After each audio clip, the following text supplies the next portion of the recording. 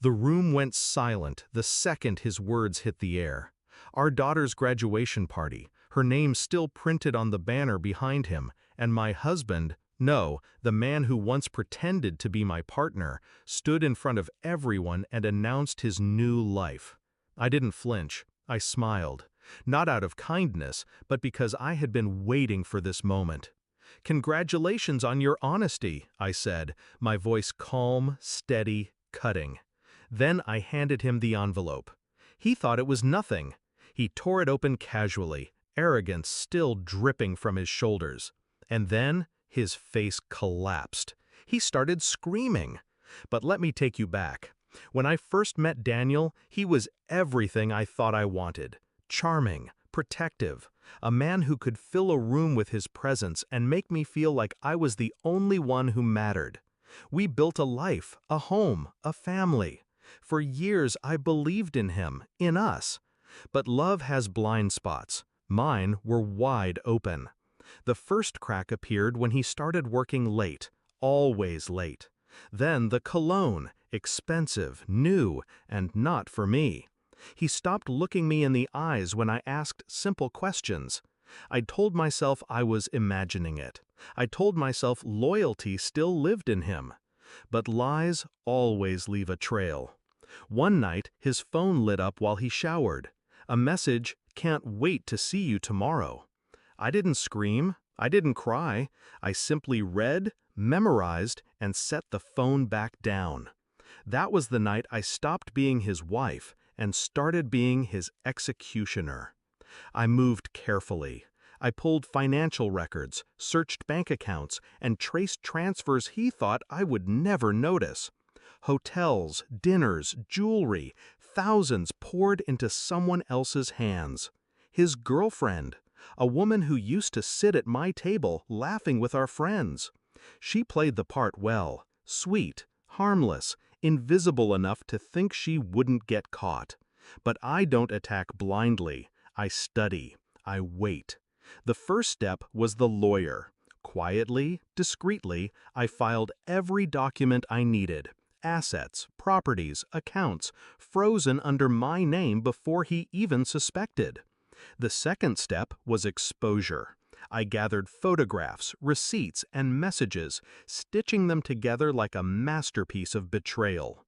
The third step, timing. I knew he wouldn't resist grand theatrics.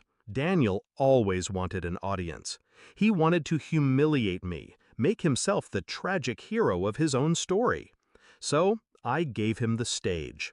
Our daughter's graduation, the perfect setting. Family, friends, his lover sitting there, smug in her silence, thinking she'd won. And then it happened. He raised his glass, tapped it for attention, and spoke the words I had rehearsed in my head for weeks. "I've decided to start a new life without you." Gasps, whispers, all eyes on us. He thought I would crumble, but I smiled. "Congratulations on your honesty," I said, handing him the envelope I had prepared. He ripped it open, expecting maybe a letter, maybe a tearful plea. Instead, his world collapsed in seconds.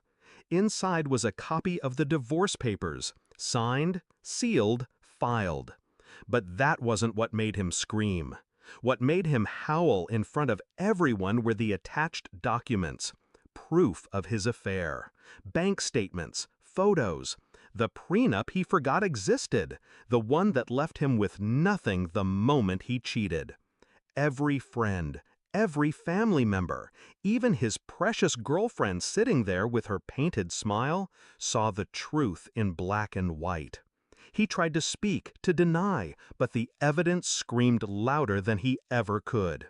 His girlfriend slipped out quietly, her face pale, leaving him stranded in humiliation. I stood still, silent, watching him unravel. For years I had given him loyalty, love, devotion.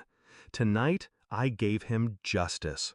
He called my name, begged, cursed, pleaded. His voice cracked, raw with disbelief. But I was already walking away. Not broken, not defeated, free. Later, people asked me how I stayed so calm, how I didn't lose myself in the storm of betrayal. The truth is, rage is a wildfire, but strategy, that is controlled burn. And controlled burns save forests. I didn't need to scream, I didn't need to fight, I just needed patience, precision, and the right stage. That night, he lost his reputation, his finances, his family. He lost the carefully crafted mask he wore for years. And me? I gained my freedom, my dignity, my daughter's respect.